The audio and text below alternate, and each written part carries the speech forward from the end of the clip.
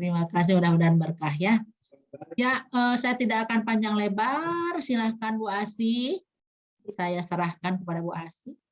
Oke, Sama Dokter Gigi Leni, Dok. Silakan, Dok. Berpartner. Ya, terima kasih Bu Rika. Ya, baik adik-adik teman sejawat sekalian. Ya, saya mau kasih pantun. Air beriak tanda tak dalam, air yang tenang menghanyutkan. Izinkan saya mengucap salam kepada teman sejawat sekalian. Assalamualaikum warahmatullahi wabarakatuh. Waalaikumsalam warahmatullahi wabarakatuh. Ya, baik, saya langsung aja karena perkenalan ada di ya. Saya langsung izin share screen aja. Saya nggak tahu nih yang mana nih. Oke, sebentar. Ya. Oke, saya mau cerita tentang sedikit lah ya organisasi kita ya. Adik-adik teman sejawat sekalian ya. Jadi saya mau cerita karena tadi Dokter Zul langsung, tapi karena ini adalah kita dari profesi ya Persatuan Dokter Gigi Indonesia ya. Jadi saya langsung cerita apa sih PDGI gitu ya. Tapi sebelumnya saya mau tanya dulu nih ya, apakah semuanya sudah jadi anggota PDGI? Sudah Ibu. Sudah Dok. Sudah Dok. Oke, yang belum jadi anggota ada? Belum mendaftar jadi anggota PDGI cabang manapun?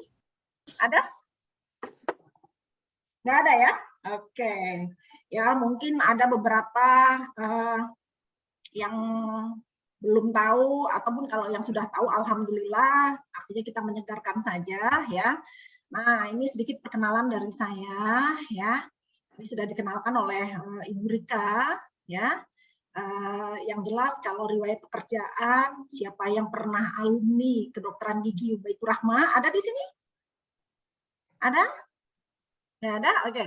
Ya, yang jelas saya dokter gigi sama dengan Murika, tapi saya tadi alumninya Sumatera Utara. Ada dua tadi dari di sini saya lihat ya. Jadi alumni USU, tapi jauh banget sebenarnya sama dokter gigi Zulkifli, karena dokter gigi Zulkifli tahun 71 udah masuk ya kan, istilahnya kalau kita di kampus USU itu stambu 71, saya 87. Nah, kebayang kan saya sama dokter Zulkifli jauh banget. Nah, apalagi sama kalian, karena kalian pasti juga seumur anak-anak saya. Ya, anak saya yang nomor 2 juga dokter gigi angkatan 2012, ya kan? Saya yakin kalian pasti sekitaran situ. Jadi kalian ini semuanya anak-anak saya. Jadi kalau sama dokter gigi Zulkifli, cucu-cucunya ini. Ya. Tapi nggak apa-apa. Yang jelas sama-sama teman sejawat ya. Adik-adik semua ya. Jadi kalau riwayat pekerjaan tadinya saya pernah ngajar dosen di kedokteran gigi Baitur Rahma Padang.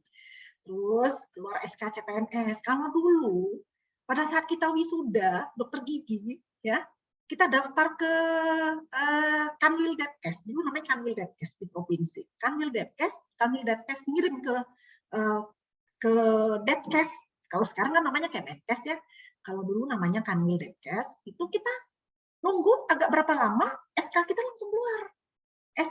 SK apa? CPNS. Dan itu nggak bisa diurus, mau di mana aja, diterima aja. Saya nggak urus apapun. Bismillahirrahmanirrahim, keluar SK CPNS saya sebagai dosen. Di mana? Sekolah Perawat Gigi Jambi. Loh, yang di Baitur Rahma Padang, sebelumnya saya di Baitur Rahma Padang hanya dosen kontrak. Jadi sempat 1,5 tahun ya ngajar kedokteran gigi Padang.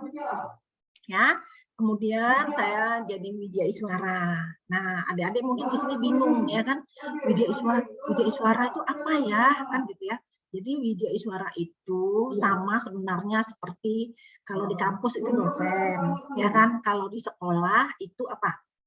Guru, ya kan. Nah, kalau di PNS, di kementerian-kementerian atau lembaga instansi pemerintah yang tugas pokoknya mengajar seperti ini, itu namanya Widya Iswara.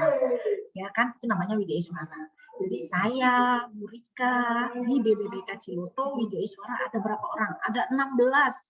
Ada 16 orang dan 3 diantaranya adalah dokter gigi.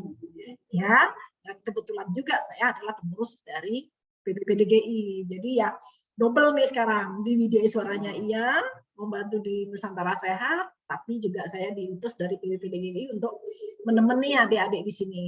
Ya, oke. Jadi Widya Iswara, terus saya pernah jadi pejabat. Ya, pada saat itu saya pernah jadi wakil direktur medik keperawatan rumah sakit jiwa. Loh, kok dokter gigi jadi direktur rumah sakit jiwa? Bisa. Yang namanya dokter gigi ditaruh di manapun harus siap. Bisa, tekuni, insya Allah. Kenapa? Kita jadi belajar jiwa. Ya, kita jadi belajar jiwa. Asik kok belajar jiwa. Ya, kita ada timbul rasa empati yang kuat lihat pasien-pasien rumah sakit jiwa. Ya, terus pasien rumah sakit jiwa diperiksa nggak giginya? Diperiksa, tapi bukan oleh saya, karena dokter gigi di rumah sakit jiwa dan mereka adalah staf saya. Pada saat itu ada 10 orang. Wah, dokter gigi di rumah sakit jiwa aja, lokasi saya waktu itu jadi wakil direktur ada 10 orang. Kebayang nggak? Psikiaternya sendiri di rumah sakit jiwa itu cuma 5 orang, dokter giginya 10. Hampir saya ganti dokter rumah sakit gigi dan mulut jiwa. Ya, jadi ya itulah kondisinya. Yang jelas dokter gigi ditempatkan dimanapun harus siap dan siap mendalami apa yang sudah diperintahkan atasan untuknya, ya. Nah, pada saat nanti kalian di puskesmas, kalian juga harus seperti itu. Jangan pernah berpikir dalam kotak. Tahu dalam kotak. Mikirnya, saya kan dokter gigi, saya cuma mau ngerjain pasien gigi, saya cuma mau cabut gigi, saya cuma mau nambal gigi. No, mumpung di puskesmas nanti, kalian harus raih ilmu-ilmu yang lain. Kalian harus belajar program-program yang lain. Karena dokter gigi, program kesehatan gigi mulut itu tidak bisa bekerja dengan sendiri. Kalau kita menjalankan program UKGS, kita harus gabung dengan UKS, ya kan? Pada saat kita bekerja melaksanakan perawatan gigi di puskesmas dan prioritas gigi, kesehatan gigi, pelayanan kesehatan gigi itu adalah ibu hamil dan anak-anak, ya benar kan? Ya kan? Anak-anak dan ibu hamil, berarti kalian harus kerjasama dengan apa? Program KIA. Kemudian kalau anak-anak, kalian harus gabung dengan apa? Gizi, ya kan? Ya, jadi kondisinya tetap kita harus bisa mendalami program-program lainnya. Jangan hanya mau fokus ke gigi, ya. Jangan hanya kalian cuma mau berpikir secara kotak, nggak mau keluar dari kotak tersebut. Kotak itu apa? Itulah bidang kedokteran gigi. Pada saat di puskesmas, raih ilmu sebanyak-banyaknya ya, adik-adik semua ya. Oke, nah. Saya Widya Iswara di BPPK Ciloto sejak tahun Mei 2018. Pada saat itu saya masuk NS Team batch 9. NS Team batch 9. Sekarang sudah batch berapa? 17. Artinya saya sudah menemani dokter gigi, dan anak-anak Nusantara Sehat lainnya dari profesi lainnya dari batch 9 sampai 17. Berarti sudah berapa batch? Lumayan. Ya, sudah 8 batch. Dan ada kalanya saya, Bu Rika, ya sudah 2 batch terakhir, kita malah ikut ngantar ke lokasi. Kita ikut ngantar ke puskesmas. Ya, wah senang banget. Ya, kita ngantar ke puskesmas, nemenin mereka-mereka yang galau-galau di lokasi sebentar. 2-3 hari kita nemeni. Ya, tuh giliran saya pulang pada nangis-nangis, peluk-peluk saya mereka nggak boleh ditinggal. Ya, karena mereka udah jadi anak-anak saya, ya, jadi anak-anaknya Widya Iswara BPPK Ciloto. Jadi pada saat kita mengantar mau pisah itu rasa-rasa berat kaki meninggalkan, dan mereka juga nggak mau ditinggal, tapi harus kuat. Alhamdulillah anak-anak NS yang kita tempatkan tuh masih senang semuanya di lokasi, nggak terlalu banyak permasalahan. Ya, yang penting ikuti alurnya dan jadilah yang terbaik dimanapun kalian ditempatkan ya, adik-adik semua ya. Oke, saya nggak usah cerita lah riwayat pendidikannya, bisa baca sendiri. Yang pasti saya dari USU, ya alumni USU, S2-nya UI, kemudian saya S3-nya dari Selangor, Malaysia. Ya, alamat saya masih kalau alamat tinggalnya sih di Bogor sekarang, karena lebih dekat ke Ciloto. Ya, Tapi sering juga nginep di Ciloto. Kayak sekarang kita lagi bareng sama Bu Rika. Bu Rika di kamar sebelah, saya di kamar yang satu lagi. Karena kita sama-sama lagi di Wisma Widya Iswara. Ya, di Wisma Widya Iswara, semua Widya Iswara pada sibuk Zoom sekarang. Ya, oke. Itu nomor handphone saya. Ya, nomor handphonenya boleh dicatat, boleh di ini kalau ada apa-apa nanti boleh hubungi saya, boleh bertanya apapun, tapi jangan telepon ya, WA dulu. Ya, kadang-kadang kalau lagi ngajar nggak bisa. Oke, mungkin itu saja perkenalan pekerjaan dan pendidikan. Yang jelas kalau di PB PDGI, di PDGI maksudnya bukan di PB ya, ini mungkin adik-adik bisa lihat ya, saya di PDGI ini karena dulu pindah-pindah, yang jelas dari tahun 92 saya sudah jadi anggota PDGI. Mana? Yang pertama sekali pasti cabang Padang, karena dulu dosen Mbak Itu Rahma Padang. Kemudian saya pernah anggota PDGI cabang Jambi. Karena waktu itu masih inget-inget ya, masih seumur-umur kalian. Ya, jadi anggota-anggota aja lah kan gitu ya. Kemudian saya pindah ke Pekanbaru di Riau, itu anggota PDGI cabang Riau. Dulu cabang Riau masih provinsi, belum kota. Jadi masih cabang. Jadi satu provinsi itu namanya cabang. Terus berubah cabang menjadi kota-kota, ya kan? Akhirnya Riau memiliki cabang 10 cabang Riau. Tadinya satu provinsi ya, jadi PDGI cabang Riau satu provinsi. Nah tahun 2007 PDGI menjadi ada kota Pekanbaru, ada kota Dumai, ada kota Batam pada saat itu ya. Nah kemudian kiprah saya berikutnya sebenarnya dari tahun 2002 itu sebenarnya saya sudah ditunjuk oleh teman-teman Riau itu menjadi ketua PDGI, cuma nolak terus ya. Nah 2011 saya sudah nggak ada pilihan lain karena saya lihat kondisi pada saat itu organisasi PDGI sudah di ujung tanduk. Di ujung tanduk apaan? Ya biasalah yang megang anak-anak muda umurnya di bawah-bawah saya, suka banyak polemik segala macam, akhirnya yang senior ini turun tangan dan saya ikhlas menjadi ketua PDGI cabang Pekanbaru pada saat itu 2011-2014 ya. Dan saya naik lagi jadi ketua PDGI pengurus wilayah Provinsi Riau, jadi gubernurnya Dr. Gigi Riau pada saat itu ya. Senang-senang aja berorganisasi di PDGI ya, walaupun saya tidak dibayar pemerintah untuk cabut gigi, nambal gigi. Kenapa? Karena selalu jadi dosen, ya kan? Selalu jadi dosen, jadi Widya Iswara.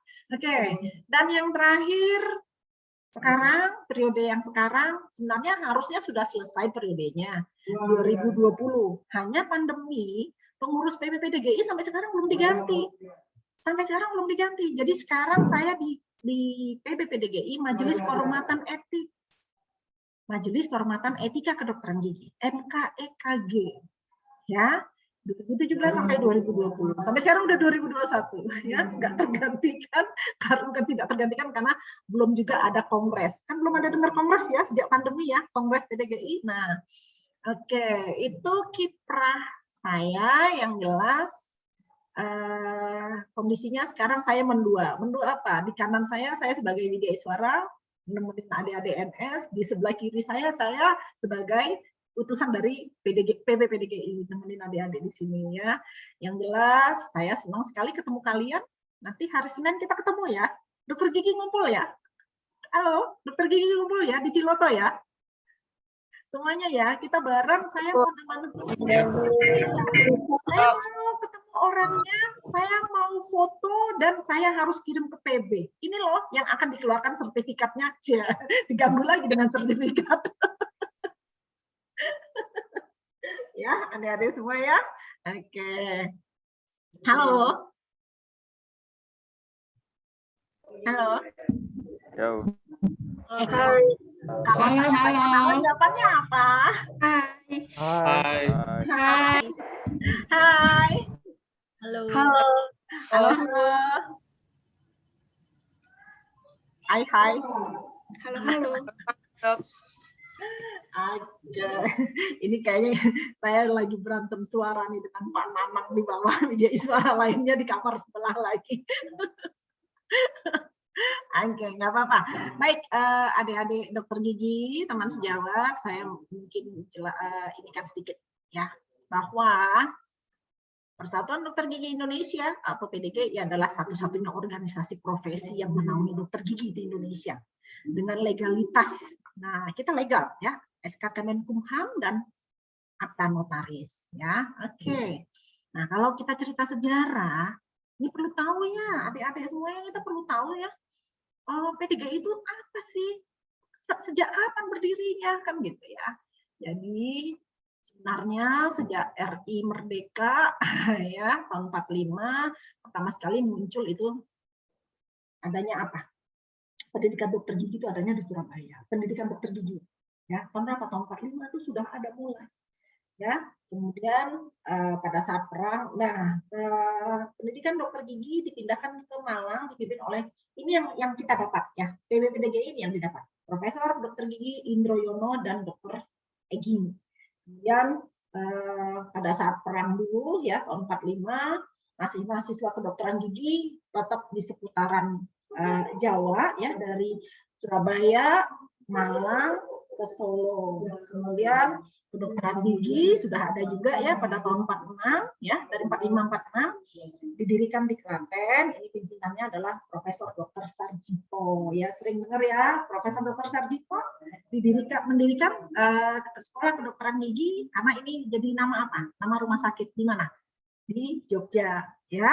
Untuk jurusan kedokteran gigi dipimpin oleh Dr. Gigi Sudomo, kemudian setelah itu pendidikan kedokteran gigi dimasukkan dalam lingkungan Universitas Gadjah Mada. Jadi pertama sekali muncul masuk ke Universitas Gadjah Mada. Itulah awalnya ada Fakultas Kedokteran Gigi, ya digabungkan dengan farmasi.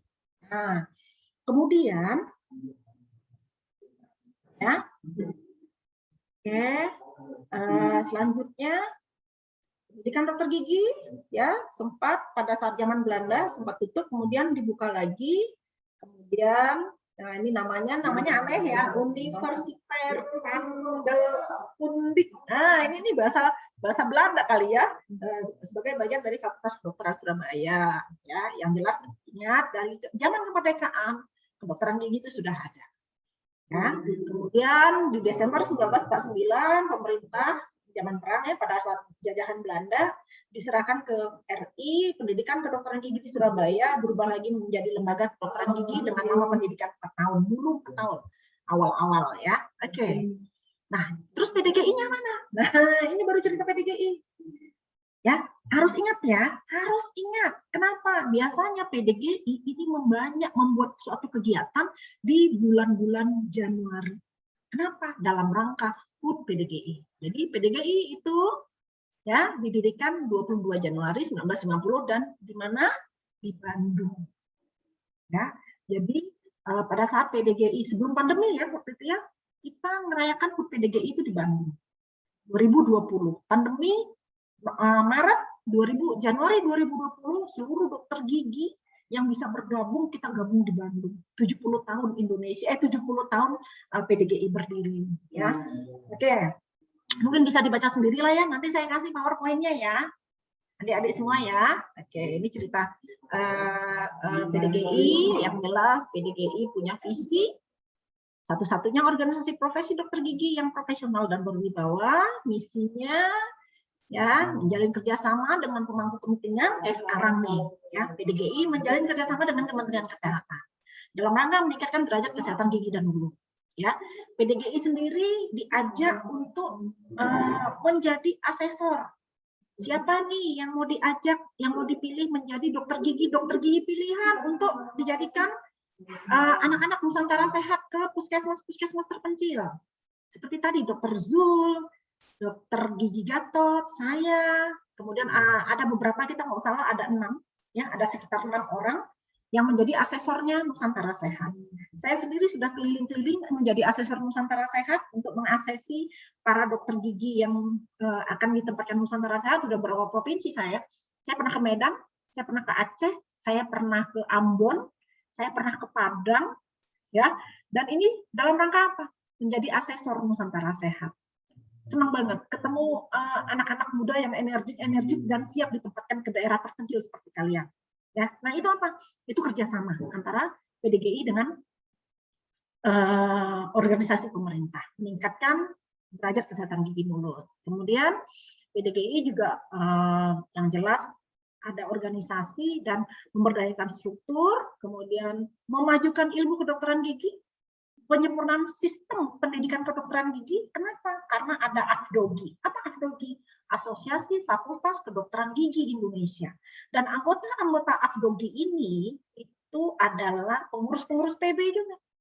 Jadi kalau tadi ada yang dari usul dekannya, dokter gigi Trelia Bull, itu pengurus PB.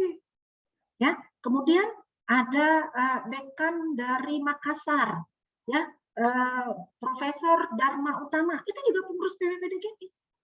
Ya, artinya PDGI tidak akan melepaskan para dosen yang ada di Fakultas Kedokteran Gigi se-Indonesia supaya PDGI juga tetap memantau. Ya, PDGI tetap memantau calon-calon dokter gigi yang akan menjadi penerus-penerus kami nantinya. Ya, kemudian apalagi tadi juga sudah dijelasin sama Dr. Zul, kita punya P3 KGB. Pendidikan pelatihan kedokteran gigi berkelanjutan. Ini penting, semua pasti punya sertifikasi, akun e-sertifikasi. Untuk apa? Perpanjangan STR melalui akun e-sertifikasi. Itu adalah apa? Itu belajar dan ilmu-ilmu yang didapat harus terlapor di P3 KGB. Ya, program pendidikan pelatihan kedokteran gigi berkelanjutan. Ya. Kemudian apa lagi? Misinya membina profesionalisme, memberikan perlindungan hukum, meningkatkan kesejahteraan anggota.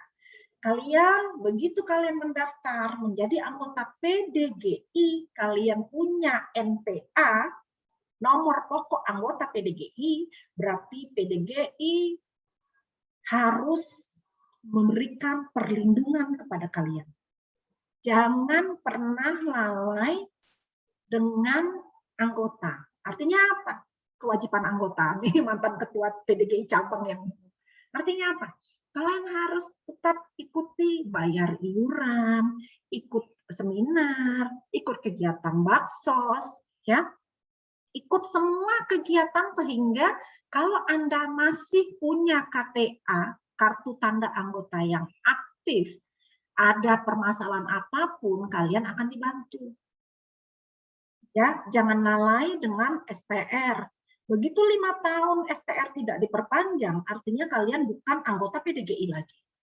Ada apa-apa dengan kalian, kepengurusan PDGI lepas tangan. Kami nggak mau bantu, karena STR Anda nonaktif. Ya, jadi hati-hati dengan surat tanda registrasi. Saya aja surat perpanjangan STR-nya udah berapa kali, namanya udah dokter gigi senior ya. Oke, ya.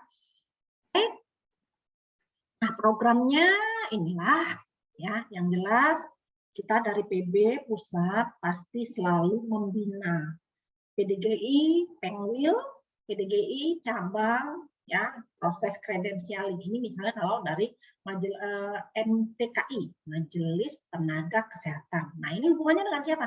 Kementerian Kesehatan. Kemudian sekarang lagi rame JKN, ada optimalkan Satgas JKN, kemudian karena sekarang zamannya sertifikasi, P3 KGB, itu bagian dari apa? PDGI. Elektronik PDGI. Ya, kalau dulu kita mau buat perpanjangan STR, kita mengumpulkan bukti-bukti sampai segini. Saya pernah dijelir sampai sebanyak tesis saya. Ya, pernah dengar kan? Untuk perpanjangan STR, seorang dokter gigi harus mengumpulkan SKP minimal 30. Benar? Pernah dengar? Nah, minimal 30 SKP. Terus kalau ada yang kerepotan, nah 30 SKP itu berapa lama? 5 tahun. 5 tahun. Itu pun dokter gigi masih panik. Kenapa? Nggak capai SKP-nya, nggak bisa diperpanjang STR-nya, karena SKP-nya masih 10, ada yang 20, nggak bisa kan? Kalau saran saya, 30 SKP yang harus dikumpulkan, Anda harus kumpulkan 40-50 SKP. Wah, Bu, banyak banget. Ya kan? Kenapa? Karena bisa jadi ada yang ditolak, ada yang tidak diakui. Jadi masih ada apa? Tabungan SKP untuk diperpanjang.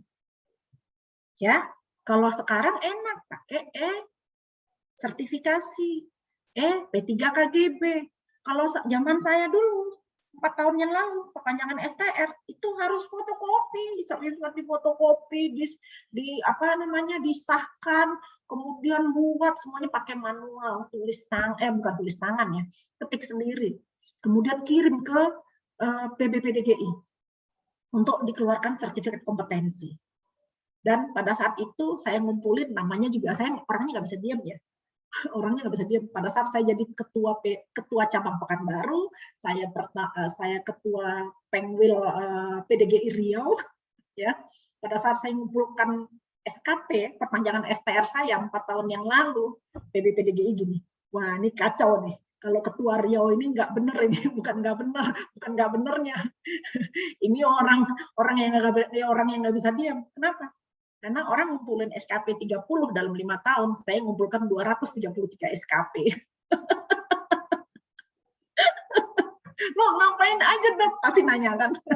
Kalau orang kebingungan ngumpulin SKP 30 5 tahun, saya ngumpulin 233 SKP itu 3 tahun. Masa setahun saya bisa ngumpulin 100. Kenapa? Sebenarnya harus jeli ngumpulin SKP itu. Ya, karena kebetulan saya yang jadi ketua, saya terlalu sering buat kegiatan. Ya, saya terlalu sering buat kegiatan. Sebenarnya bukan saya yang buat kegiatan, saya cuma ngelempar ide ke teman-teman sejawat. Kita bikin pelatihan ini yuk. Kita bikin round table discussion yuk. Saya juga nulis. Karena kalau kita menulis tentang kedokteran gigi, itu pun ada nilainya. Untuk perpanjangan STR. Ya, jadi saya sering nulis di bidang kedokteran gigi, saya bikin buku, ya. Kemudian saya jadi pembicara, sering jadi pembicara di mana-mana. Saya sering jadi penasehat, ya. Pada saat bikin kegiatan penasehat, dan semua itu ada apa? Semua itu ada SKP-nya. Jadi dalam satu kegiatan yang saya buat, misalnya Pengwil Riau bikin satu kegiatan, saya penasehat, saya pembicara, saya pernah juga jadi moderator di acara itu semuanya ada angkanya. Terus saya menulis tentang kegiatan itu, saya masukkan ke koran, itu juga ada angkanya. Kebayangkan dari satu kegiatan, kadang saya bisa dapat 5 sampai 6 SKP. Ya, jadi jangan panik nanti dengan SKP, karena SKP itu nggak perlu dikejar. Yang perlu kalian lakukan adalah mengumpulkan. Ya, oke. Ya, makanya sampai dibilang menilai SKP saya pada saat itu bilang, wah ini kalau ketua Riau nih wong edan. Orang ngumpulin SKP di print paling tipis aja kan ya, fotokopi. Saya kayak tesis. Ratusan halaman saya kirim dan saya jilid rapi pakai hard copy sampai di PB. Mereka aduh udahlah nggak usah dilihat lagi, dibenerin aja semuanya. Terima aja katanya. Ya saya pikir jadi kenang-kenangan buat saya, bukan saya mau orangnya biar hebat, tidak, tapi apa yang saya kumpulkan itu jadi kenangan kan. Kapan-kapan kan ada pertinggal buat saya bisa buka. Oh ini kegiatan pada saat waktu itu dulu ini nih, oh ini sertifikatnya, oh ini seperti ini. Jadi saya orangnya suka dokumentasi. Apalagi saya Widyaiswara, boleh tanya Bu Rika. Kalau buat naik pangkat seorang Widyaiswara itu bisa bikin tulisan, bisa ngumpulin dokumen itu sampai beratus-ratus halaman. Jadi kalau sekedar ngumpulin berkas untuk perpanjangan STR itu mah kecil bagi Widyaiswara, kecil banget. Sejentik karena kerja menjadi Widyaiswara itu lebih berat ya. Oke. Baik adik-adik sekalian. Nah, kalau perangkat PB PDGI itu ada dewan pengawas.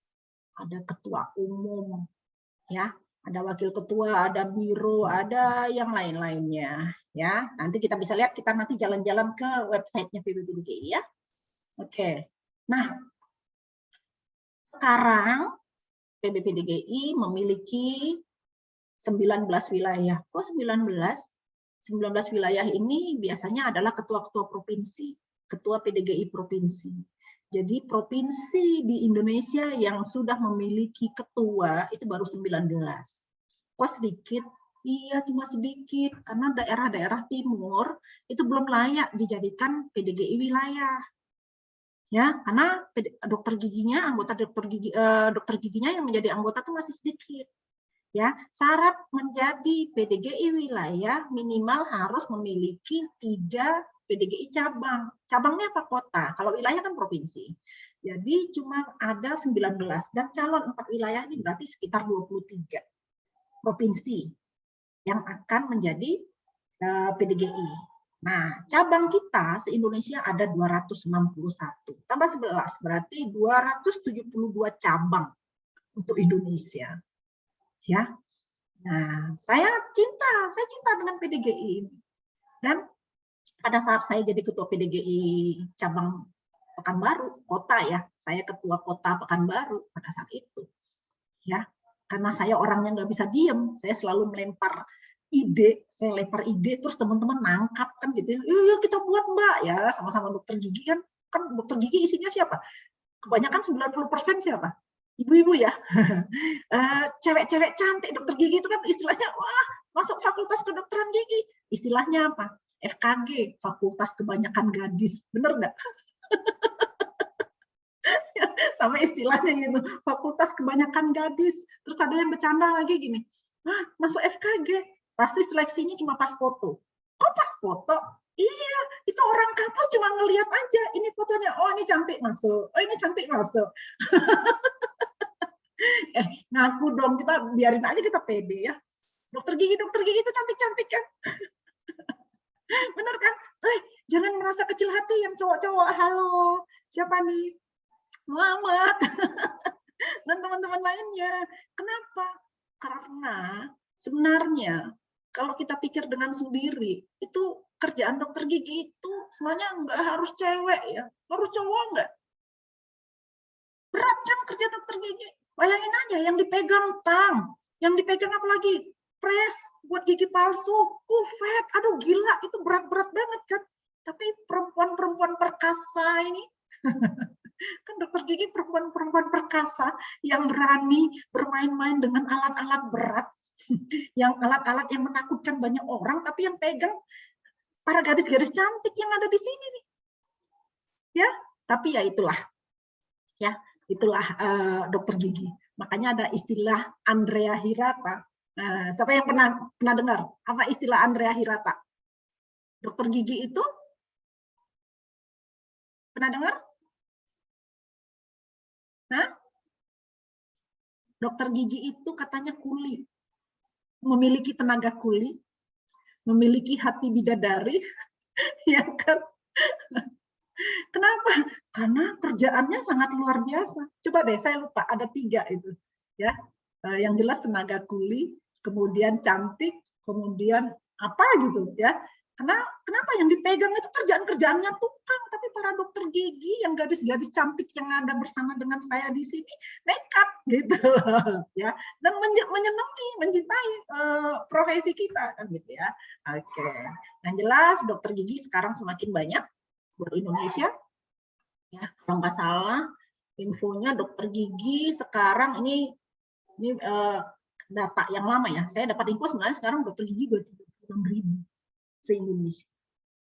Sudah 36.000. Ya.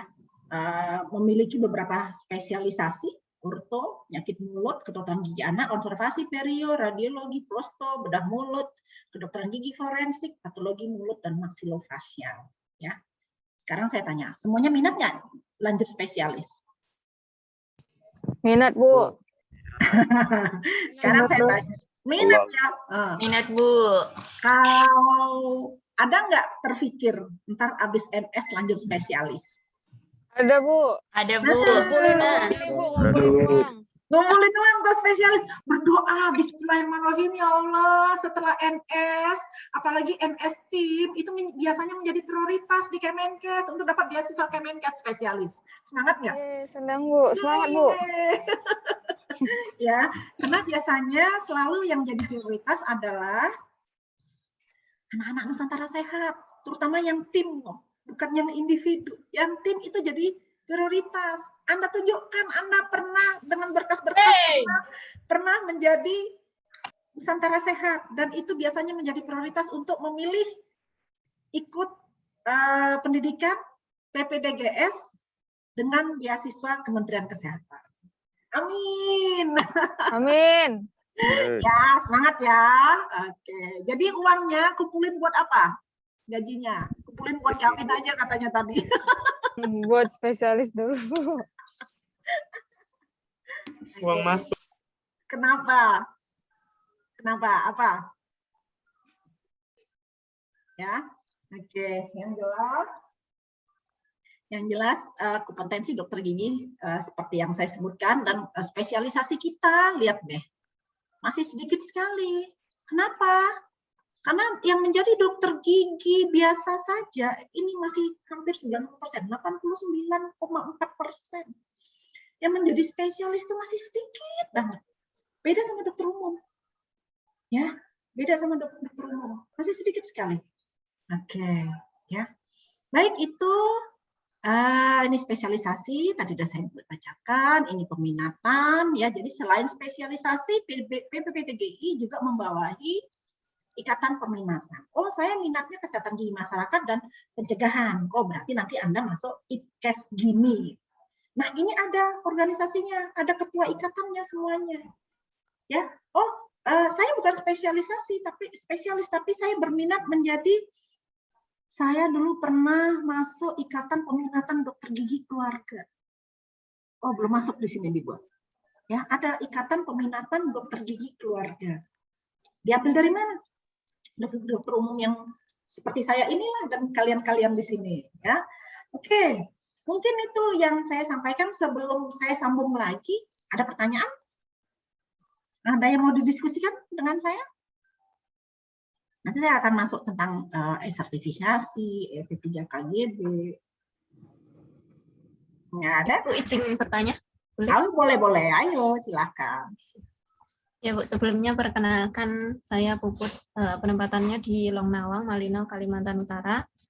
Kalau semisal untuk kita kan besok kan PDGI-nya mungkin tergantung PDGI-nya minta mutasi atau mungkin bisa rekomendasi dari PDGI sebelumnya. Yes. Nah, kalau seperti itu nanti hukumnya kita kalau semoga tidak terjadi, kalau misal terjadi sesuatu gitu berarti yang menaungi kita itu PDGI yang di penempatan kita atau PDGI di keanggotaan kita. Terima kasih. Oke. Ada lagi? Oke, saya langsung jawab aja lah buat Puput ya. Puput, yang jelas kita semua kan teman sejawat. Kita ini bersaudara. Ya, jadi dimanapun kamu berada, setiap PDGI cabang itu akan melindungi. Tidak peduli kamu anggota manapun, tentu yang utama adalah anggota PDGI setempat. Ya, PDGI awal karena kamu teranggotakan di sana. Tapi kalau kamu lama, bakalan 2 tahun, ini saran saya. Nomor pokok anggota kamu tidak akan berubah, tapi kamu jadi anggota PDGI setempat saja, memperkuat sana, gitu loh. Sekarang kamu anggota PDGI mana? Puput. Ibu. Hah? Bantul, Jogja. Jogja. Bantul Ibu di Jogja. Iya, kamu minta surat mutasi, ya. Kamu minta surat mutasi aja. Kamu ditempatkan di Malinau. Malinau mana ini? Malinau, Kalimantan Utara, Ibu. Iya, kamu perkuat ya PDGI Kalimantan Utara karena biasanya mereka masih sedikit sekali anggotanya. Ya, karena 2 tahun bakal di sana. Ayo perkuat di sana, bangun, bina, ya, minta bimbingan dari PDGI yang di sana. Karena kalau udah lokasi Nusantara Sehat, di lokasi-lokasi terpencil itu anggotanya sedikit sekali. Jangan bertahanlah. Ya, bukan berarti tidak dibolehkan. Dibolehkan kamu tetap jadi anggota PDGI Bantul, Jogja. Tapi alangkah lebih baiknya kalau kamu juga jadi anggota PDGI sana. Lepaskan dulu, minta selembar surat mutasi. Nomor pokok anggota nggak berubah biasanya. Ya, kayak saya nih, saya sudah 3 tahun di Bogor, di Ciloto. Ciloto tuh masuk ke Cianjur, tapi saya nggak pindah. Bukan berarti saya nggak pindah, karena saya kan di PBPDGI dan saya tidak aktif juga di Cianjur. Bukan berarti saya nggak mau mutasi, enggak. Ya, karena saya di PBPDGI dan saya sebenarnya lebih banyak berkiprah di Bogor sebenarnya. Tapi anggota PDGI saya nggak berubah, nomor KTP tidak berubah. Ya, karena PDGI Cianjur sendiri pun udah ratusan. PDGI Bogor apalagi, tapi saran saya Malinau yang sangat sedikit dengan SDM kedokteran gigi, saran saya pindah aja. Ya, Puput ya, nanti minta mutasi lagi. Oh, mereka senang banget karena pada saat saya mengantar anak-anak NS dan saya ketemu PDGI di sana, mereka senang sekali dengan adanya penambahan anggota. Ya, oke. Ada lagi? Kalau nggak ada saya masuk. Nah, ya, boleh. Apa itu? Saya Muhammad Mutawalli Mahbubi, penempatan PKM Tondasi, Muna Barat, Sulawesi Tenggara. Saya mau bertanya terkait SKP yang untuk dokter gigi berpraktek di daerah terpencil, itu ngurusnya bagaimana ya dok? Biar SKP? bisa dikonversi menjadi ke SKP. Iya, bisa aja. Kan mereka punya ketua PDGI cabang. Mereka punya cabang, ya nanti langsung ke cabangnya. Ya, langsung ke cabangnya. Karena kamu sendiri pun nanti untuk praktek di puskesmas, itu kan harus ada rekom PDGI. Hati-hati ya, jangan salah. Karena saya pernah ketemu anggota kita, ya, anggota PDGI, ya, pada saat buat praktek kan harus punya SIP. Syarat SIP harus punya apa? Surat rekomendasi dari ketua PDGI cabang setempat kan. Nah, saya pernah ketemu anggota PDGI kita yang keluarkan surat rekomendasinya adalah ID. Karena mereka berpikir ID sama PDGI, dokter sama dokter gigi itu adalah satu organisasi. Padahal ini salah. Nah, ini harus kalian luruskan ya. Kami punya KOPS, bilang. Kita punya organisasi yang disebut adalah PDGI. Ini beda dengan ID. Jadi rekomendasi kalian untuk praktek di puskesmas nanti, kan nanti di puskesmas ya, di puskesmas Malinau nih, Puput, di puskesmas Amar Sekaru, puskesmas Tondasi, puskesmas Doda, itu semua harus dikeluarkan oleh ketua PDGI cabang setempat, bukan ketua ID. Nah, surat rekomendasi organisasi profesi tadi, surat rekom PDGI itu akan kalian serahkan kepada siapa? Dinas Kesehatan Kabupaten setempat. Barulah berdasarkan surat rekom tadi akan dikeluarkan surat izin praktek. Ya, jadi hati-hati jangan salah ngambil surat rekomnya dari ID. Ya, surat rekom harus tetap dari ketua PDGI cabang setempat. Ya, jadi nanti cari siapa ketua PDGI-nya. Kalau saya ngantar NS 2 batch sebelumnya, saya langsung hubungi ketua PDGI setempat. Nih, saya bawa dokter gigi nih. Kebetulan yang saya antar dokter giginya 1 orang pada saat itu. Tapi tetap saya kenalin. Saya tetap kenalin sama ketua PDGI-nya. Bantu ya surat rekomnya nanti. Dan mereka senang. Kenapa? Karena mereka melihat saya datang, saya ini adalah utusan PDGI. Padahal sebenarnya saya utusan BPPK Ciloto ya. Cuma saya hubungi ketua PDGI-nya aja. Ya, supaya nerima dokter gigi ini untuk di sana. Ya, dan dikeluarkan, jangan dipersulit rekomnya karena nanti selagi belum ada surat rekomendasi, belum ada SIP, kalian susah praktek. Ya, nanti ada apa-apa nggak bisa ditanggung. Oke. Nah, jalan-jalan ke sini, siapa yang udah pernah ke sini? Ya, website PDGI or ID. Ya, lihat, mau lihat seminar, mau lihat kepengurusan, mau lihat cabang. Oke, coba saya stop share, kita jalan-jalan ke situ ya. Oke, sebentar. Biasanya di mana melihatnya ya?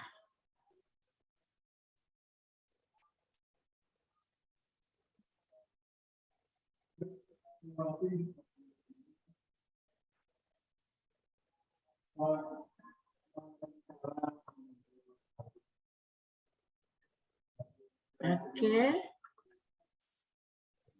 Google PDGI.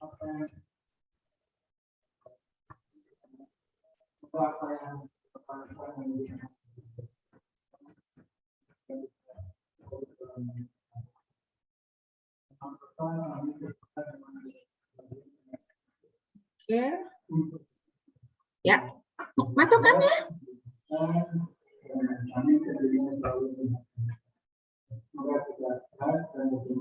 Kayaknya sinyalnya kecil.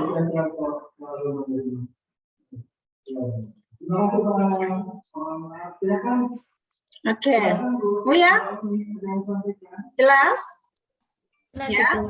Oke. Nah, Ini Betul. kalau ini beranda ya, kalian jalan-jalan ke sini lihat.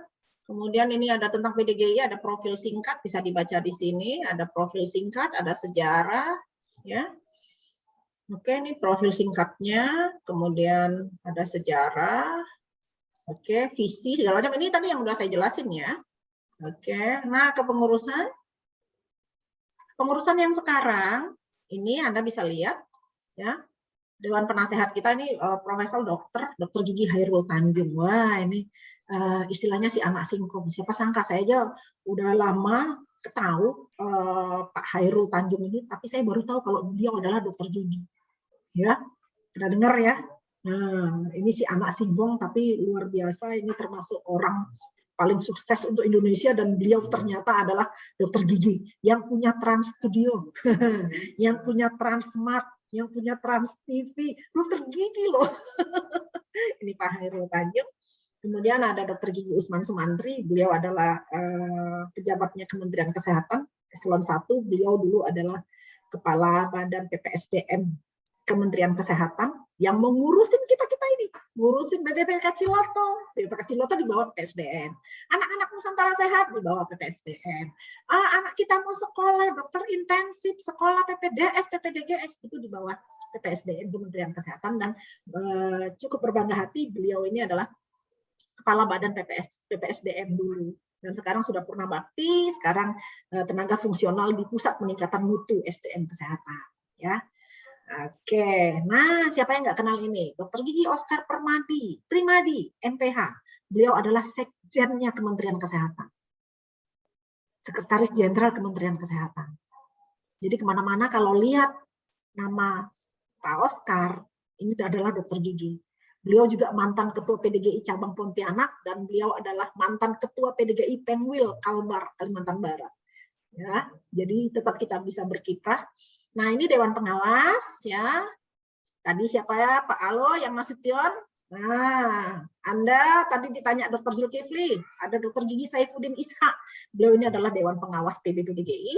Ada Dr. Yahya, ada Dr. Gigi Farika Hanum, ini mantan Ketua PBPDGI sebelum yang sekarang. Ya, kemudian ada Dr. Gigi Dia, ada Dr. Gigi Baharudin Talib MKes. Nah, siapa yang pernah dari ini nggak salah dosennya? Oke, ini harus kalian tahu. Siapa ketua kita? Dr. Gigi RM Sri Hananto Seno, SPBM, MM, konsultan. Ya, mungkin sering dengar namanya. Jadi kalau ditanya siapa ketua PBPDGI, nggak tahu, awas ya. Ya. Wakil ketuanya Dr. Gigi Ugan, Sekjen PBPDGI, Dr. Gigi Diono Susilo, ini adalah Kepala Pusat Peningkatan Mutu SDM Kesehatan, Kemenkes RI. Urusan sekolah-sekolah sama beliau, sekolah-sekolah PPDS, PPDGS sama beliau. Ya, maksudnya untuk meningkatkan mutu SDM Kesehatan di para dokter gigi. Jadi kita cukup berbangga hati ya, karena pejabat-pejabat kita banyak yang dokter gigi di Kementerian Kesehatan. Ya, wakil sekjennya, wasekjen kita Dr. Gigi Iwan Dewanto. Ya, sebenarnya yang inti sih ini aja.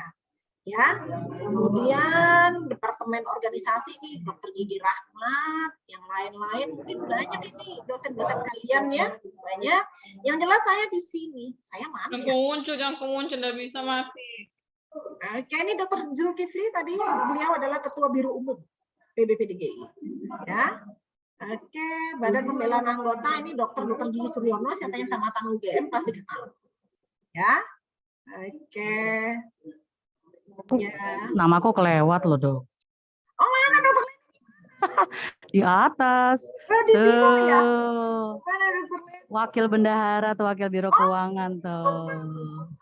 Ini dokter Leni nanti kita lah ya Allah ya Robby. Dokter Leni Dahliana, biro keuangan. Jadi urusan duit-duit dengan dokter Leni di BPPDGI. Asik, kan ada juga.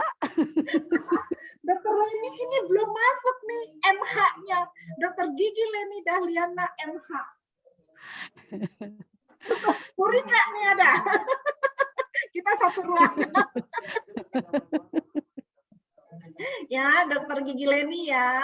Oke, ya Oke, wah saya di mana? Saya jauh ke bawah. Kenapa? Karena Majelis Kehormatan Etik pada saat itu zaman Nih, itu. Majelis Kehormatan Etik nih. Iya, Majelis Kehormatan Etik tidak dipilih oleh ini, tapi dipilih di Kongres pada saat itu. Sekarang mungkin diperbaharui lagi, ya.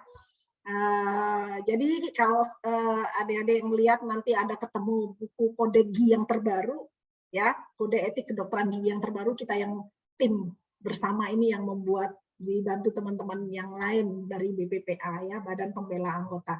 Oke, ya, yang jelas harus jalan-jalan, ya, kita harus cinta organisasi kita, ya, jalan-jalan, ya, lihat ada cabang, ada wilayah, ada tentang seminar, semuanya di sini, ada buku 70 tahun Indonesia, ya.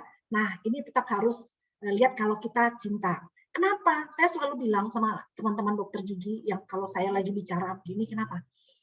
Saya jadi pejabat atau saya jadi widyaswara itu akan stop pada saat saya umur 60 tahun. Ya, atau saya jadi pejabat seperti Dr. Usman tadi, Dr. Gigi Usman. Dia selesai pada saat umur 60 tahun. Tapi Anda menjadi dokter gigi, itu bisa selamanya. Benar nggak? Selagi tangan belum tremor, Anda masih bisa praktek. Anda masih bisa menghasilkan uang. Anda masih tetap anggota PDGI sampai kita meninggal. Benar nggak? Benar. Jadi cintai organisasinya. Ya, jangan lalai dengan organisasi. Karena selamanya kita akan menjadi anggota PDGI. Ya, kalau syaratnya harus diperpanjang terus, STR-nya ya perpanjang. Duh, udah nggak praktek lagi, ya ikut seminar lah. Karena bukan berarti kita nggak praktek, terus kita nggak jadi anggota PDGI. Salah. Saya udah 3 tahun nggak kali praktek, tapi STR saya tetap perpanjang, surat izin praktek saya tetap saya perpanjang. Karena pada saatnya saya pulang ke Pekanbaru, saya kangen sama klinik saya kerja. Pasien saya. Ya, oke. Kita lanjut yang tadi. Ya, mana yang tadi? Oke, ya. Nah, kita lanjut yang tadi. Saya mau kasih foto-foto nih. Nah, ini kepengurusan PBPDGI harus cinta. PDGI itu cinta ungu, ya. PDGI itu cinta ungu. Makanya karena ininya pun ungu, ya. Ini kepengurusan PB, ya. Oke. Nah, ini saya mau kasih foto-foto sedikit, ya, supaya kalian kenal. Siapa? Yang bersama dengan saya ini adalah ketua PBPDGI kita. Siapa? Dr. Gigi Hananto Seno. Ya, yang pernah lihat, ini Dr. Gigi Hananto Seno. Ini yang dengan saya ini adalah Dr. Gigi Ugan. Beliau adalah wakil ketua PBPDGI. Kemudian ini adalah ketua organisasi, ketua bidang organisasi yang ngurusin kongres-kongres, ngurusi pelantikan-pelantikan PDGI cabang, wilayah, dan sebagainya adalah Dr. Gigi Rahmat Juliadi, anggota DPR Kabupaten Sumedang kalau nggak salah, ya. Oke, nih saya cinta NKRI pada saat saya jadi pembicara di Ternate, PDGI Ternate, saya bersama Bapak Ketua. Lucu-lucu ya, anggota PDGI ini kan suka narsis-narsisan ya.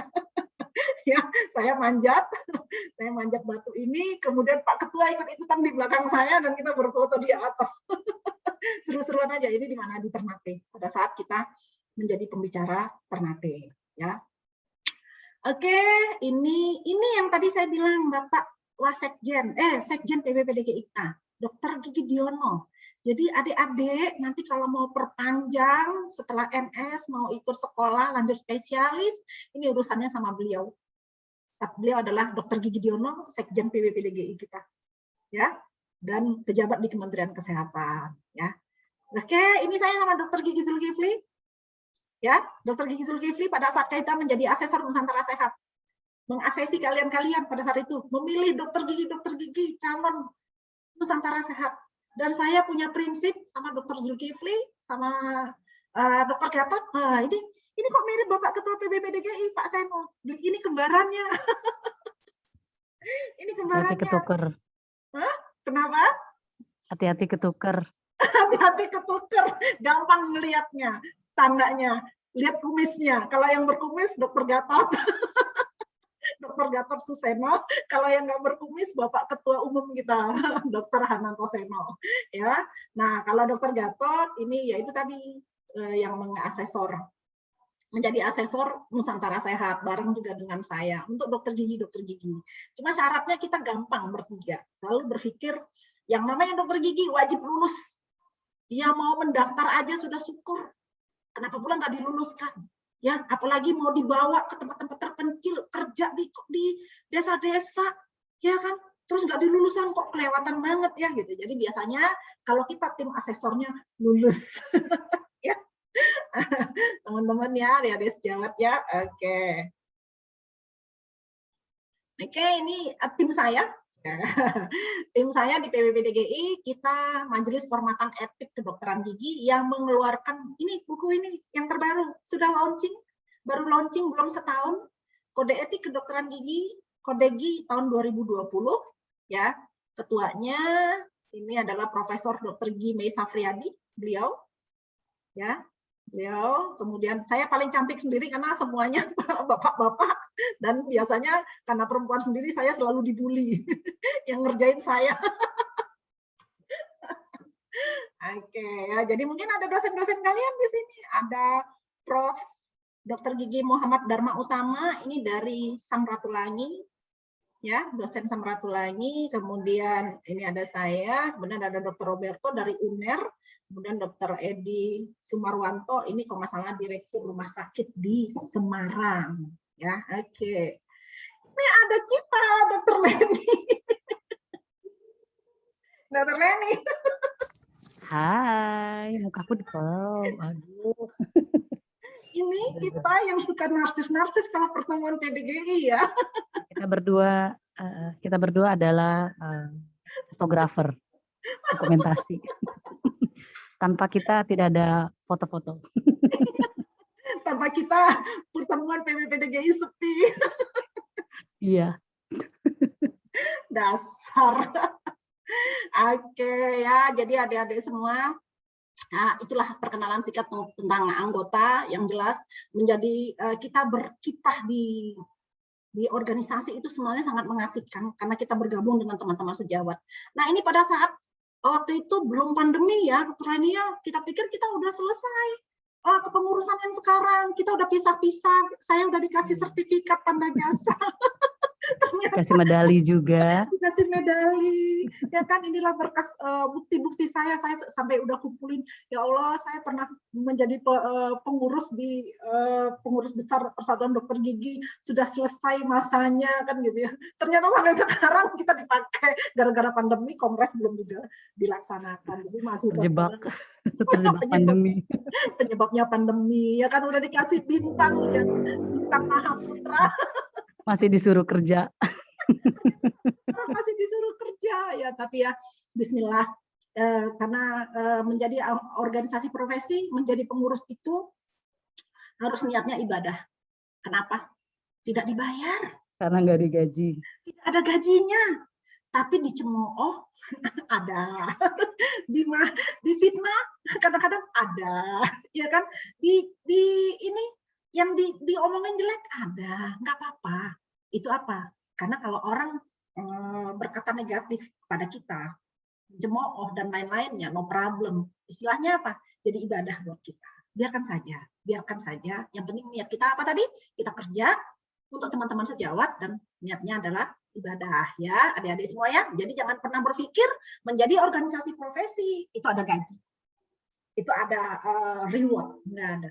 Tapi kita pure murni adalah membantu teman-teman sejawat, karena kita di pengurus besar pusat membantu teman-teman sejawat yang 36.000 se-Indonesia dengan bidangnya masing-masing ya. Apalagi Dokter Leni ngurusin duit uang dokter gigi se-Indonesia pusing dia. Oke ya, tapi kalian perlu tahu Dokter Leni ini ahli hipnodonsia. Wah, kalau sempat waktunya saya mau aja, bisa nggak Dokter Leni berbagi sedikit aja ngomong sama adik-adik yang di sini apa hipnodonsia itu keren ya. Boleh ya Dokter Leni ya, kalau nggak ada ininya PowerPoint-nya pun jadilah ya. Yang jelas adik-adik semua. Hati. Yang jelas adik-adik semua, ya ini saya dengan Dr. Gatot sama Dr. Zul bersama Dr. Juni Nusantara Sehat. Kalian nanti kalau udah setahun di lokasi itu biasanya dipanggil. Kemana? Kalau kalian di daerah timur biasanya dipanggil ke Makassar. Kalau yang kalian di bagian barat itu biasanya dipanggil ke Jakarta. Ngapain? Dikumpulkan, kita ketemu 3 hari biasanya ketemu saya, ketemu Dokter Zul, ketemu yang lain, kita ngobrol, kita happy-happy, ya, kita penyegaran lagi.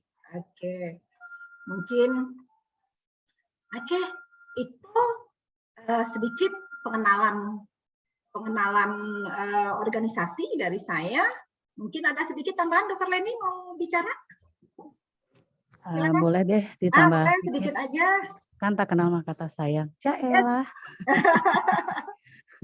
Jadi kalau untuk SKP tadi memang jadi sesuatu yang concern banget ya sama teman-teman kita kan ya Dokter Asi, bahwa teman-teman itu seringkali kaget pada akhir-akhir pengurusan STR. Padahal kan 30 itu kita nggak ada apa-apanya dibanding ID yang sampai ratusan mereka.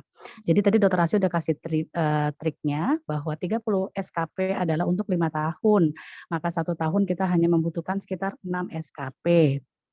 Ternyata sebenarnya 1 kali mengikuti kegiatan seminar saja yang 2 hari, kalau nggak pandemi ya, itu 6 SKP ada kan, gitu. Jadi sebenarnya ikut sekali aja kita sudah selesai gitu. Jadi jangan pernah nggak ikut sebenarnya untuk kegiatan seminar.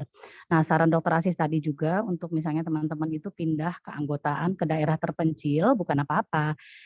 Justru sebenarnya jika teman-teman berada di daerah yang terpencil, teman-teman bisa lebih ngebantu sekali di sana. Langsung jadi pejabat malah di sana ya Dok ya, karena anggotanya sedikit sekali.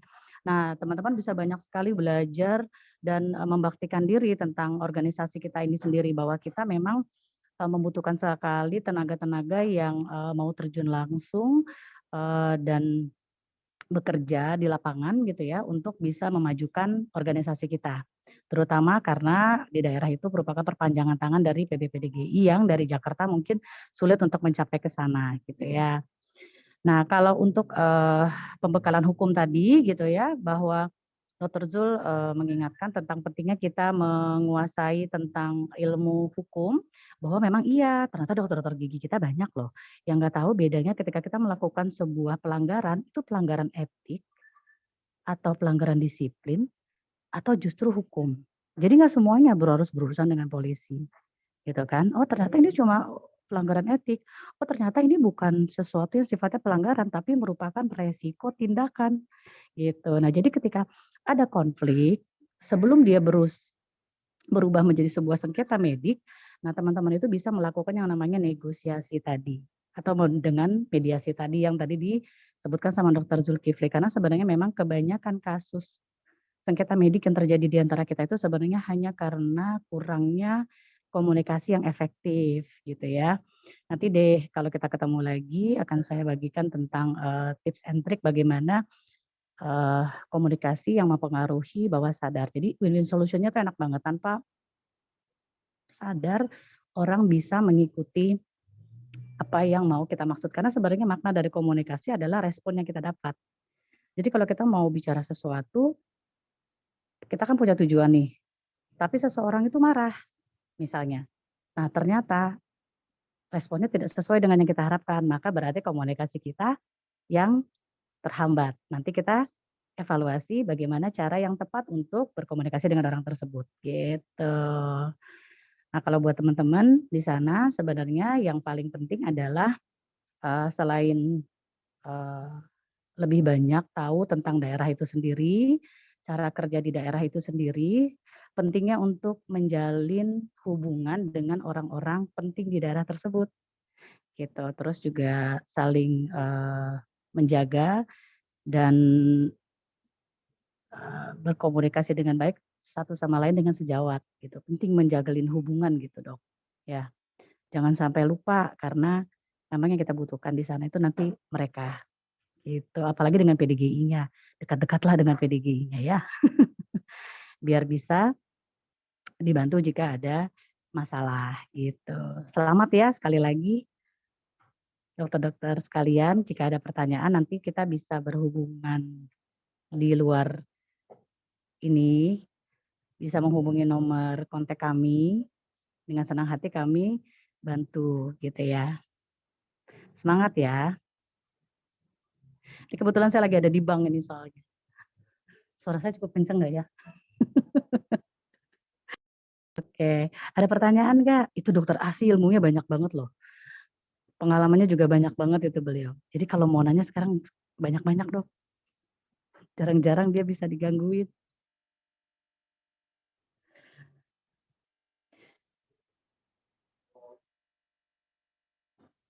Berarti nanti ini ya kumpul dulu ya di BPPK ya, Dokter Rika ya, mereka ya dok.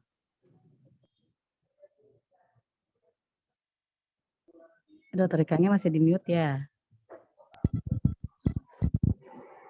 Iya dok, ngumpul di Ya, dok. Ciloto Tanggal dulu. 23.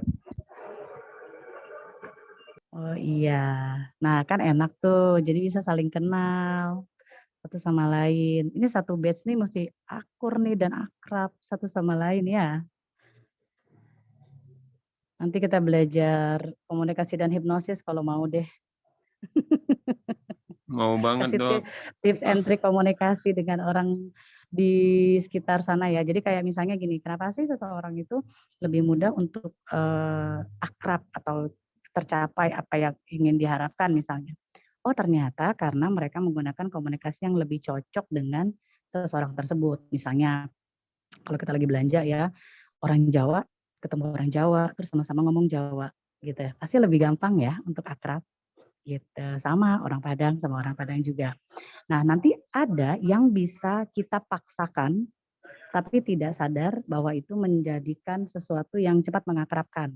Misalnya kayak gini, oh dari mana mas gitu, tinggal di mana mas, oh saya ini aslinya dari ini gitu. Padahal bukan kita yang tinggal di situ. Kan kalau kita tinggal di situ, misalnya, oh iya saya juga dari mana mas, dari Malang. Oh iya saya juga orang Malang, oh Malangnya mana. Kan cepat akrab ya biasanya. Kalau yang dipaksakan tuh misalnya contohnya gini, dari mana mas gitu, aslinya, oh saya aslinya orang Malang. Oh adik ipar saya juga dari Malang. Nah itu kan sesuatu yang sifatnya seperti nggak dipaksakan tapi juga bisa menjadikan sesuatu yang mengakrabkan gitu. Banyak sih contohnya. Atau menyamakan dengan body language bisa juga.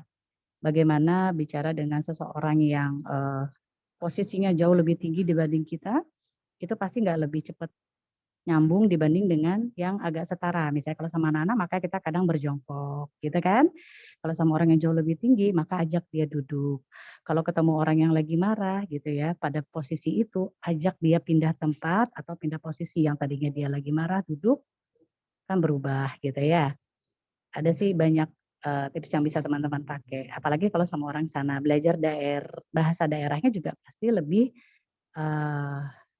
bermanfaat gitu ya, karena menggunakan kata yang sama akan jauh lebih kena dibanding menggunakan kalimat yang berbeda. Misalnya gini, teman-teman tahu kata cekot-cekot nggak sih? Gigi sakit cekot-cekot gitu ya. Ketika pasien mengatakan, ya dok gigi saya ini cekot-cekot dok, udah 3 hari. Oh gigi yang mana yang linu? Nah itu nggak nyambung. Gigi yang sakit yang mana? Itu nggak nyambung. Tapi kita bilang, oh yang cokot-cokot tadi yang sebelah mana? Nah itu biasanya sepertinya kita lebih memahami apa yang ingin disampaikan pasien. Kayak gitulah ya. Nanti kita lanjutkan kalau sudah ketemu lagi gitu. Silakan Dokter Asih.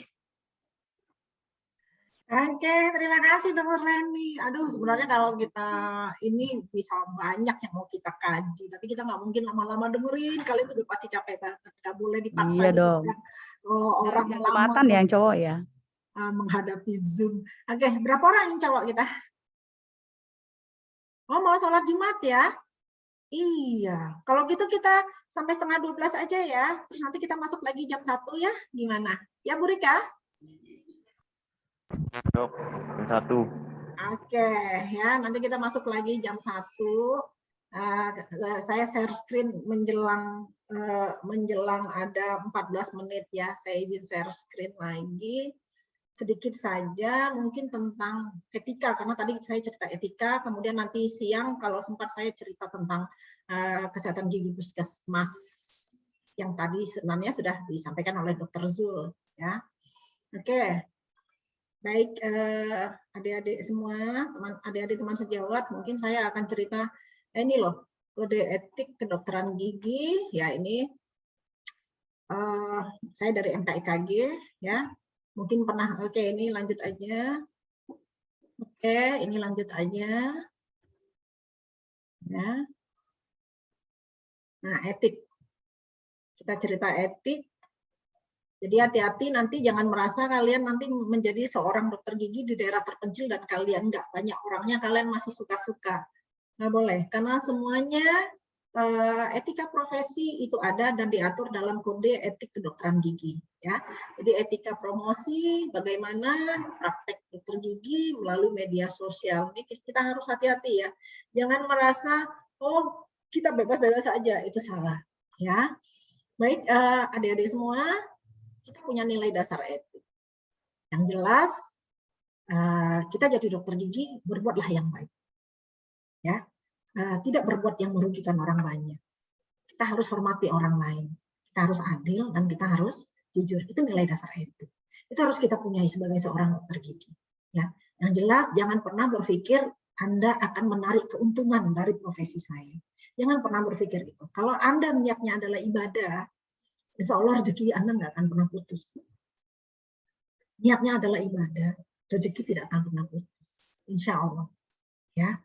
Jangan buat merugikan, hormati hak orang lain, hormati teman sejawat, karena teman sejawat adalah saudara. Kita nggak bisa sembarangan buka tempat praktek di sebelah teman dokter gigi yang lainnya. Nggak boleh. Ya. Menjatuhkan teman sesama dokter gigi, ini juga nggak boleh. Kita banyak kasus yang seperti ini. Kalau tadi dokter Zul bilang, kasus-kasus dari pasien banyak, ya sebenarnya kasus dari teman sesama teman sejawat pun banyak. Dan kita tetap juga harus turun, ya turun apa? Mendamaikan. Kalau nggak bisa di cabang selesai, di wilayah nggak selesai, pusat yang turun. Aduh capek banget. Ya, dan ini ya namanya saya sudah cukup pengalaman lah dari tahun 92 jadi dokter gigi. Kebayangkan sudah berapa tahun saya jadi dokter gigi. Sampai sekarang sudah 29 tahun. Ya, sudah 29 tahun. Jadi permasalahan-permasalahan etik ataupun adanya sengketa antara teman sejawat maupun pasien itu cukup banyak. Ya, nah mungkin pernah lihat seperti ini, praktek dokter gigi, kamu memberikan solusi. Nah, nggak ketemu lagi ya. Kalau ada yang ketemu seperti ini di media sosial, kasih tahu saya. Ya, apalagi kalau yang promosi adalah seorang dokter gigi, Anda, apalagi anak Nusantara sehat, awas kalian. Ya, nggak boleh ya yang begini-begini ya di medsos. Sekarang tukang gigi aja pun kalau ada yang buat begini kita kerjakan. Ada yang ngikutin IG, Instagramnya Kortugi, korban tukang gigi. Ada Bu. Ada. Anda lihat? Ada sekarang Bu. lagi rame dokter gigi ilegal dari Bandung. Ya, iya. Jadi hati-hati ya. Jangan kalian ikut-ikut promosi seperti ini, itu ibarat Anda adalah tukang gigi. Ya, kita ketawa lihat yang begini-begini. Nah, malu kan kalau lihat yang seperti ini? Nggak boleh ya. Hati-hati di pelang prakteknya, di depan ruko prakteknya nanti dibuat seperti ini, awas atau bikin selebaran. Ya, tidak boleh. Ya, merendahkan kehormatan dan derajat profesi kita. Perawatan kawat gigi seperti ini juga merendahkan kehormatan ya dan derajat profesi. Oke. Publikasi metode, obat, alat, teknologi tidak boleh. Apalagi di medsos. Sekarang kita banyak paparazzi. Banyak aja yang ngelapor ke saya. Kita di grup FKEKG, di grup Badan Pembela Anggota, di grup yang lain-lain tuh banyak terlapor. Kortugi sendiri suka teleponan sama saya. Kortugi, dokter Asi ini gimana nih? Mau diapain ini yang dokter gigi Bandung nih? Kan gitu. Serahkan sama cabang, saya bilang gitu. Cabang, tapi mereka minta tolong PB, turun PB. Ya kan, dikejar. Akhirnya sudah hilang semuanya akun medsosnya, tapi orangnya masih bisa dicari kan? Masih. Ya, bukti-bukti cukup jelas. Ya, jadi hati-hati. Karena saya sendiri pun pernah nangkap. Waktu saya jadi ketua PDGI Riau, saya pernah nangkap dokter gigi ilegal. Ya, ternyata dokter gigi tamatan YouTube. Ya, ngerti tamatan YouTube. Dia kerjakan semuanya, dia kerjakan bracket, kerjakan ortodonti, dia nambal, dia scaling, dia semuanya itu pakai YouTube belajarnya. Karena cuma anak tamat SMA, ya, tapi dia bikin namanya spesialis. Dokter Gigi Robi Sugara, spesialis ortodonti. Wah, keren kan? Di Pekanbaru, umurnya 23 tahun. Kapan spesialis orto umur 23 tahun? Nggak pernah ada. Ya, kita langsung turun, bawa polisi, bawa dinas kesehatan, ditangkap, dan kalau nggak salah baru keluar. Kena penjara 2 tahun. Ya, karena memalsukan identitas dan tidak terdaftar dimanapun sebagai dokter gigi. Oke ya, hati-hati ya, yang begini-begini ya, adik-adik semua. Ya, nah, merendahkan kehormatan dan profesi. Termasuk kalian berikan kursus-kursus di hotel. Ada yang pernah mau belajar ikut kursus di hotel tapi tidak dilindungi atau tidak dari PDGI. Jangan ikut. Nanti kalau dibubarkan cari masalah. Saya dari Pekanbaru tuh orangnya berani-berani banget. Kita dengar ada kursus di hotel bagi dokter gigi tanpa melalui PDGI, tanpa melalui saya, tanpa melalui ketua cabang, tapi dia begini nih. Kita datang, kita bubarkan. Nah, yang rugi siapa? Yang udah bayar jutaan ke dokter gigi yang ngadakan kursus tadi. Kita bubarkan. Bubar jalan. Nah, orang yang udah bayar rugi kan? Gitu. Jadi kalau ada yang begini-begini tanpa melalui PDGI jangan ikut ya. Besok kalau ada ketemu WA, ya kan, chat, ya kan, tentang ada kursus ini, orto, kursus ini, kursus implan, kursus ini segala macam tanpa melalui PDGI, ya, tanpa ada SKP segala macam, jangan ikut, rugi. Ya, karena itu adalah perbuatan ilegal. Ya, jadi nggak boleh yang begini. Awas kalian nanti hati-hati di daerah buka praktek pakai beginian ya. Ini dokter gigi loh. Ini praktek dokter gigi. Perawatan dental spa, keren. Ada pula dental spa ya. Cuci karang gigi, stop bau mulut, gigi berlubang. Aduh. Jangan, hati-hati. Ya, silahkan berpraktek, tapi jangan merendahkan martabat dan profesi Anda. Nah, ada lagi yang ini, midnight sale. Pembersihan karang gigi dan penampalan gigi pakai angka 99 lagi belakangnya. Nah, ya, jadi nggak boleh ya, teman-teman semua ya. Oke, nah begini nih. Yang saya cari yang praktek dokter gigi, saya nggak cari yang tukang gigi. Ini praktek dokter gigi yang saya share dari tadi nih. Ya, scaling behel diskon 20%. Awas kalau ketemu kalian yang beginian ya. Saya langsung cari siapa ini anggota PDGI cabang mana ini. Saya langsung tegur dari atas. Nggak boleh ya.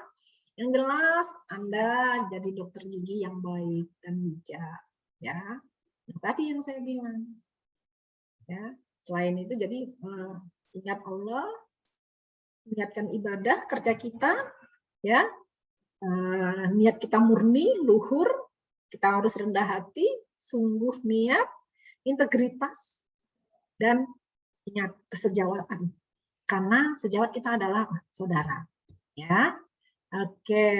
Etikanya, kedokteran gigi pasti mengutamakan pasien. Apa itu? Pasien safety. Jadi kalau di era pandemi sekarang, upayakan pasien safety. Ya, jangan kita menularkan ke pasien kita, apalagi sekarang COVID ya. Oke. Menghormati otonomi, melakukan yang terbaik, tidak merugikan, dan kita adil. Oke, lafal sumpah. Ada yang hafal? Kalian disumpahkan waktu itu ya? Benar nggak? Iya. Demi Allah, saya bersumpah bahwa, nah, ya ingat ya, saya nggak mau bacain lagi. Tapi kalian harus ingat level sumpah ini. Karena sumpah demi Allah, berarti kita harus benar-benar lakukan. Ya. Jadi kalau kita ingat ini pada saat kita waktu disumpah, merinding. Kenapa? Karena kita disumpah jadi dokter gigi, kita harus lakukan ini. Ya, membaktikan hidup untuk berkemanusiaan, memelihara sekuat tenaga, martabat, tradisi luhur, profesi. Ya, luar biasa.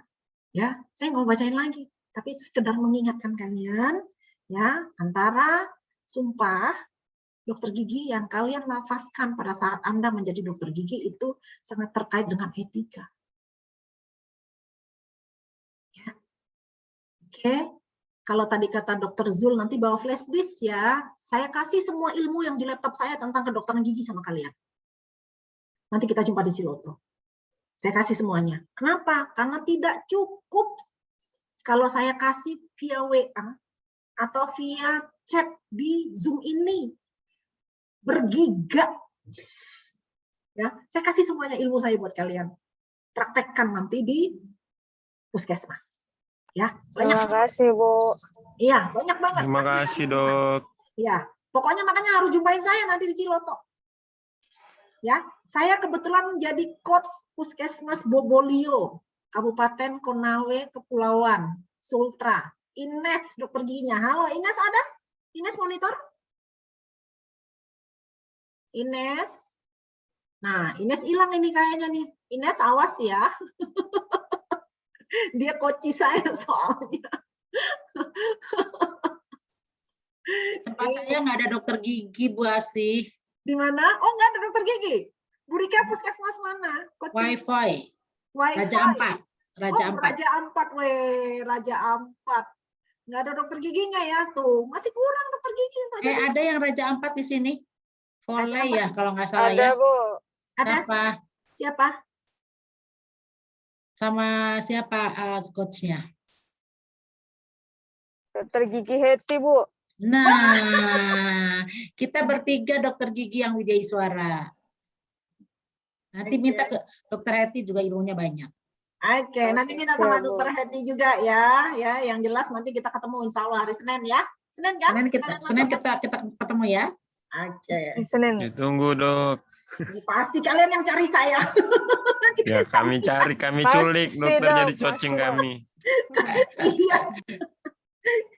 Oke ya, nanti bawa flash disknya saya akan bagi ya materi-materi kedokteran gigi. Ya, yang jelas makna sumpah yang kalian bacakan sungguh hebat karena dengan komitmen ke Allah dan 12 komitmen dokter gigi pada profesinya ya. Luar biasa apa yang bisa kita beri kepada makhluk Allah sebagai dokter gigi ya. Oke, yang jelas regulasi yang terkait dengan profesi kita, ingat undang-undang praktek tentang kedokteran dan tentang iklan ya, karena semuanya ada yang ngatur. Jadi kita tidak bisa sembarangan. Jangan merasa saya cuma upload ini kok, cuma upload apa yang saya kerjakan. Hati-hati. Anda bisa dituntut pasien, apalagi kalau pasien wajahnya kelihatan. Jadi harus ada inform consent juga kalau mau upload ada orangnya. Ya, jadi dokter gigi, tenaga kesehatan, karena kita termasuk tenaga kesehatan tidak boleh jadi model iklan. Ya, apakah itu obat, apakah itu alat kesehatan, apakah bekalan kesehatan ataupun fasilitas pelayanan itu tidak boleh. Oh, saya mengiklankan, yang iklankan adalah rumah sakit. Jangan, nggak usah. Ya, karena ada etika yang mengatur. Kita tidak boleh, kecuali dalam iklan layanan masyarakat. Misalnya saya nih sama Bu Rika dipanggil Kemenkes, Bu Asih jadi iklan ini dong Nusantara Sehat untuk dokter gigi. Kita mau aja, boleh. Ya, supaya dokter gigi Nusantara Sehat semakin banyak gitu. Terus yang membuat iklannya adalah Kementerian Kesehatan, boleh. Kalau itu boleh. Ya, karena iklan layanan masyarakat atau iklan menyikat gigi dari Kementerian Kesehatan dan kita bintangnya padahal nggak mungkin udah dokter gigi tua. Ya, itu juga boleh, ya boleh. Yang jelas iklan layanan masyarakat, tidak ada mengambil keuntungan situ dan tidak komersial.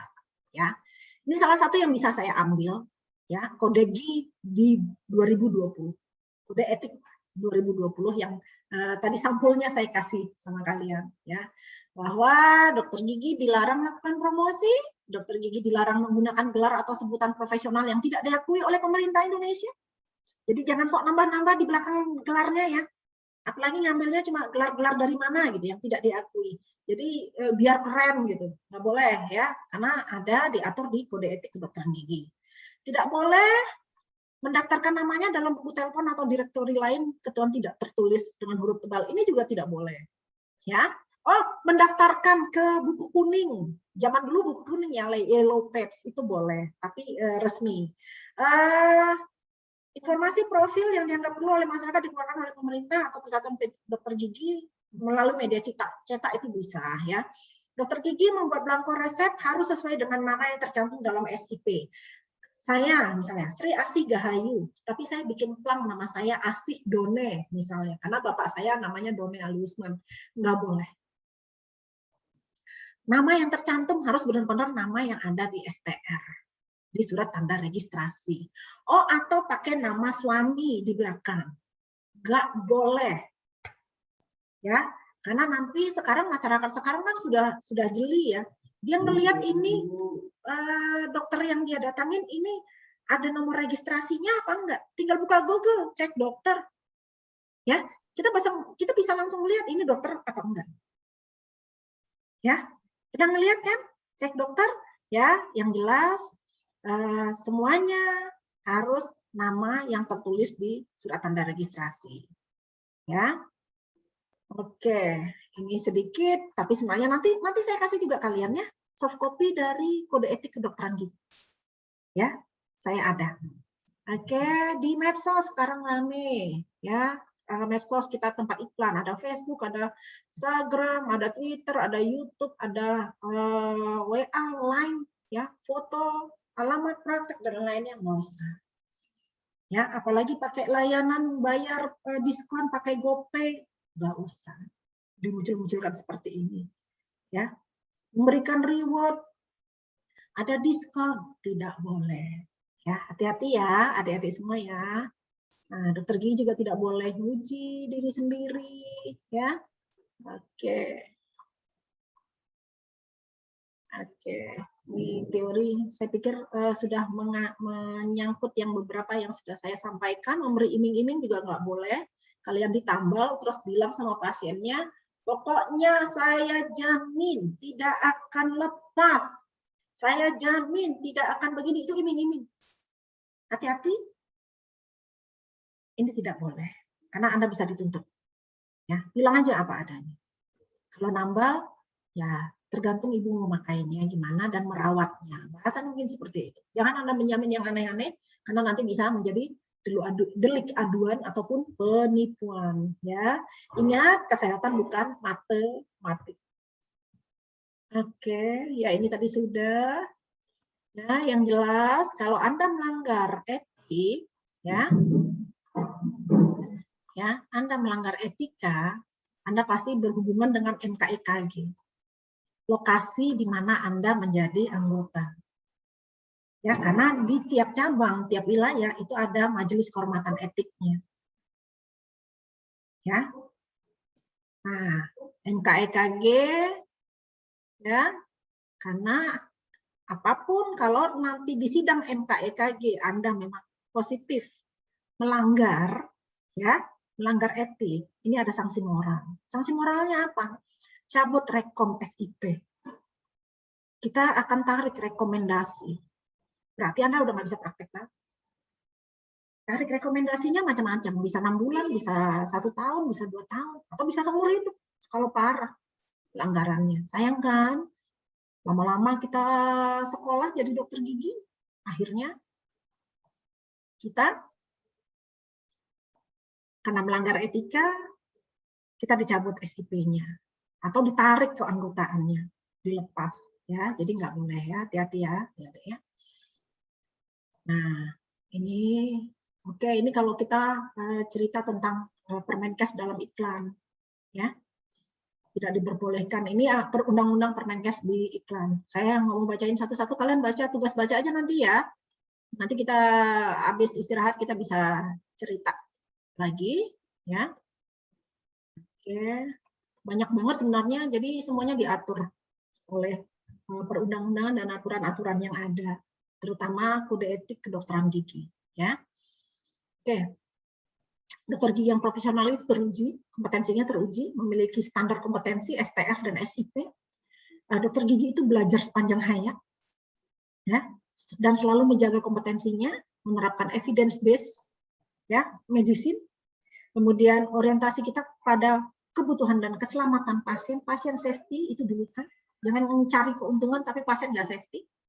Terapkan selalu informed consent, dan rekam medik yang baik dan benar, disimpan rekam mediknya, ya, karena suatu saat kalau dicari Anda tidak menyimpan rekam medik, Anda pun melanggar undang-undang kedokteran. Ya, kemudian Anda melakukan pelayanan kesehatan gigi mulut yang berkualitas. Oke, ini simpulannya. Yang jelas, etika memiliki arti yang sama dan penting. Etika bagian penting dari kompetensi dokter. Sikap beretika adalah sikap profesional.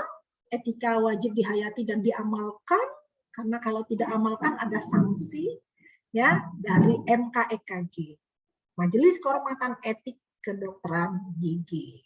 Oke, wajib dihayati, diamalkan yang namanya etika, ya, akibat yang paling tidak dikehendaki adalah rusaknya martabat dan tradisi luhur profesi kedokteran gigi. Oleh karena itu, semua dokter gigi di Indonesia sepakat bagi dokter gigi yang melanggar kode etik kedokteran gigi wajib ditindak dan diberi hukuman sesuai tingkat kesalahan. Ada semuanya di kode GI 2020. Nanti saya kasih. Ya, saya kasih soft copy-nya sama kalian semua. Yang jelas, Anda pernah lihat ini? Tadi sudah diilustrasikan juga sama Dr. Leni. Ini masih berfungsi sampai sekarang. Ya, kita ngumpulkan 30 SKP, jangan cuma ngikutin seminar terus, karena pada intinya kita perlu apa? Keterampilan, minimal 9 SKP, kalau teori ini seminar segala macam ini perlu 12 SKP, dan kita perlu penunjang. Apa penunjang? Penunjang itu kita jadi anggota aktif aja, itu ada nilainya, ya. Kemudian kita jadi panitia, itu juga ada nilainya. Kita jadi moderator, itu juga ada nilainya, ada SKP-nya. Kita mengikuti seminar kesehatan di luar kedokteran gigi. Oh, saya ikut seminar ID, saya ikut seminar IAI, farmasi. Itu ada nilainya nggak? Ada. Tapi walaupun tertulis di sertifikat ID itu 20 SKP, tetap dihargai 1 SKP. Dan itu masuk penunjang. Nah, sekarang kita di sini ikut kedokteran gigi, ikut kelas profesi kedokteran gigi, itu masuk yang mana, Bu? Masuk yang ini. Teori, seminar, karena dianggap itu. Jadi lumayan kan? Ya, lumayan kan kita ikut di sini. Nanti pada saat nanti kalian rakor, saya ngajar, Dr. Zul ngajar lagi, Anda dapat lagi SKP, ya, dari PBPDG.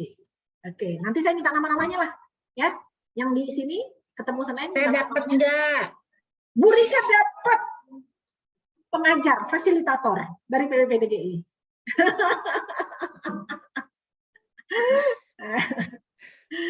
Oke, nanti minta nama-namanya dan kita akan usulkan ke PBPDGI. Mantap, Bu Asi. Terima kasih. Tuh, adik-adik, enak banget ini. Gimana dapat tuh kita ngumpulin. Oke.